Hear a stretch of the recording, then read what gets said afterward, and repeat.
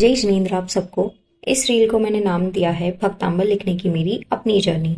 ये एक प्रतियोगिता थी, भक्तांबर लेखन प्रतियोगिता, जो आचार्य निर्भय सागर जी महाराज के 39वें पावन वर्षायोग के उपलक्ष्य में मुनिश्री विशवदत्त सागर जी के निर्देशन में आयोजित कराई गई थी।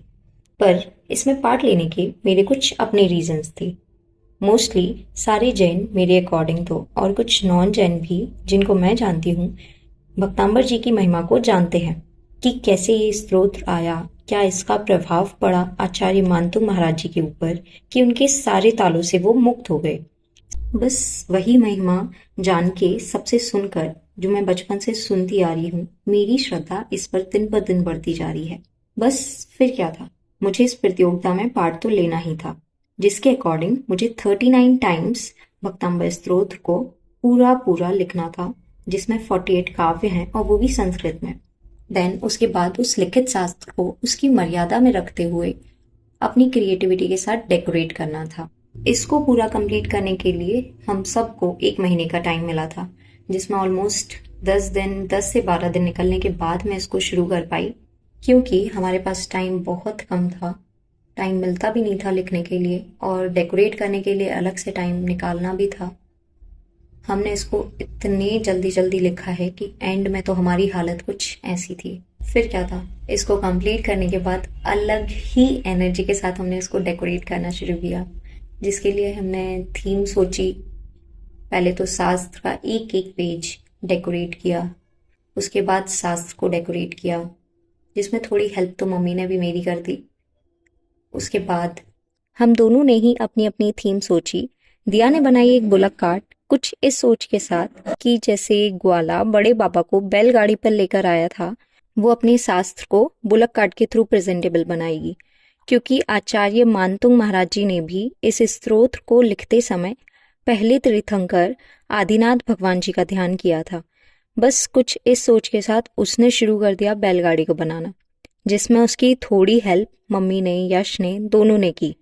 पहले तो उसका बेस रेडी किया, दिया ने तब तक उसके पहिए रेडी किए, सबको अटैच किया, और यहाँ साथ ही साथ दूसरी तरफ मैं अपनी थीम पर काम कर रही थी। मैंने सोचा कि मैं मानतुंग आचार्य की मूर्ति बनाऊंगी, जो थोड़ी बड़ी बनाऊंगी, और उसके सामने अपना शास्त्र रखूंगी, ताकि लगे कि वो स्वयं शास्त्र लिख रहे हैं। तो उसको बनाने के लिए मैंने सोचा पहले पेपर और तार से उसका बेस बनाऊंगी, जिसमें मेरे काफ़ी ज़्यादा एफर्ट लगे, क्योंकि ऐसा कुछ मैं पहली बार ही ट्राई कर रही थी।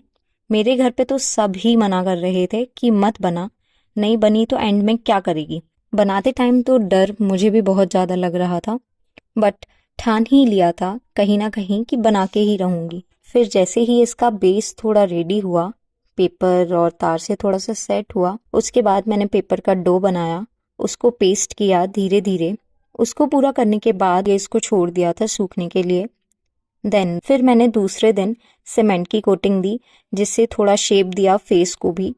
फिर उसके बाद वाइट पुट्टी से कोटिंग की। देन अब बचा था तो इसको सिर्फ सैंड पेपर से रब करना, और देन कलरिंग। अब इस स्टेज पे आके तो मैं कुछ ज़्यादा ही प्राउड फील कर रही थी, क्योंकि ऐसा कुछ मैं पहली बार ट्राई कर रही थी और मुझसे बन भी गया था।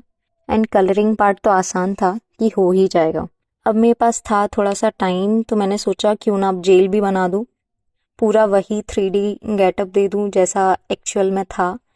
तो वही थोड़ा सा देने की कोशिश की।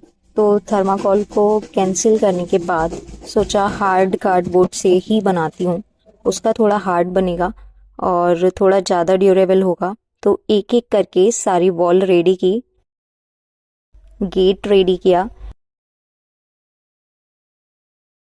देन कलरिंग की, जिसमें मेरी हेल्प मेरे अयांश ने भी की। जी आप क्या कर रहे हो? कितनी अच्छी ड्राइंग कर रहे हो। और थोड़ी हेल्प अम्मा ने भी की। इस मॉडल को पूरा कराने के लिए सब ने अपना योगदान अपने अपने तरीके से दे दिया था। सब पार्ट्स को अटैच किया, और मैंने यहाँ पे न्यूज़पेपर से जेल की स्ट्रिंग्स बनाई थी, उनको भी मैंने फिक्स कर दिया था।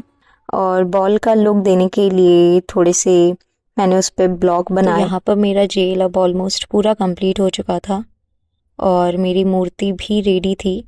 अब सिर्फ बचा था तो इनको अरेंज करना, जो मैं वहाँ जाके ही करने वाली थी। बट माय बैड लक, उस दिन मैं जा ही नहीं पाई। फिर सारा कुछ मम्मी पापा दोनों लेके गए, बुलक कार्ट, जेल और मूर्ति भी। फिर वहां जाके सारा कुछ एक एक करके अरेंज किया। मेरे अकॉर्डिंग तो मैंने अपने बेस्ट एफर्ट्स दिए। And here is the final look. तो ये मुझे तो बहुत प्यारा लगा। अब आप बताएं कि आपको ये दोनों मॉडल्स कैसे लगे।